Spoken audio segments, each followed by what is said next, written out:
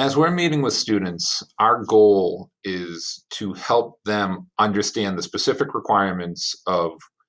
whatever options they're looking at for next year upon graduating. The vast majority of our students will likely apply to at least one of the Massachusetts state colleges or universities, or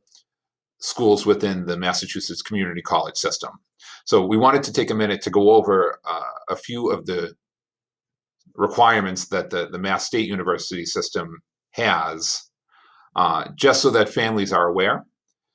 Most of the graduation requirements that students have in order to receive their diploma from Olive Ramsey High School align with the Massachusetts State University admissions standards. Specifically, the sequences in English, math, science, and history, as well as the elective requirements, all will have been fulfilled simply by their course sequence at OA. The only difference in some instances is the foreign language requirement. The state system does require students complete 2 courses in a consecutive foreign language, and that is not specifically a graduation requirement from Olive Ramsey High School. If your child is considering one of the state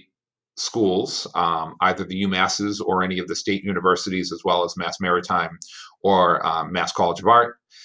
and they have any questions regarding the admissions criteria or the application requirements, they by all means should feel free to speak with us. And in general, we still would encourage them to apply, even if they are not totally confident they meet the admission standards prior to submitting their application. In addition to a specific course sequence in normal years, the state college system would require SAT or ACT scores to be submitted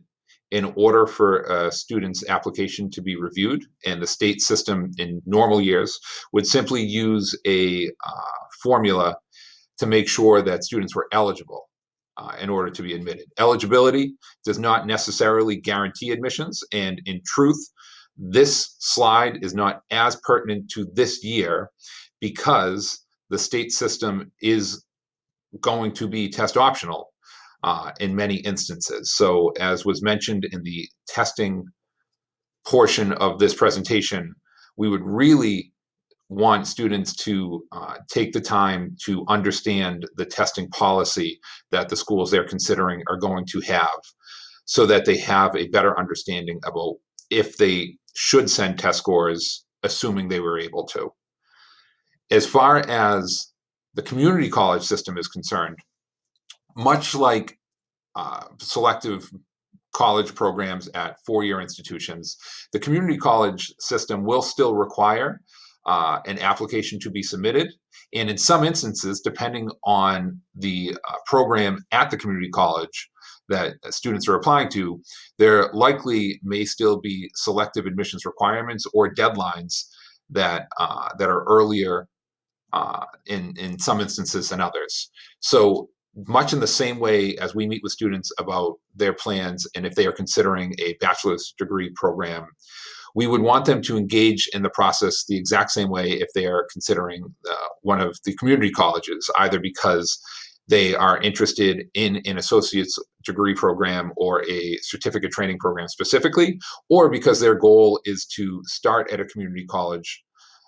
for whatever the reason, whether it be to improve their academics or to save money in the ultimate goal of working towards their bachelor's degree. We want them to be aware of the timeline and requirements in order to apply, and we are still happy to have them and help them as they walk through the application process, whether it be to a 4-year college or to a community college.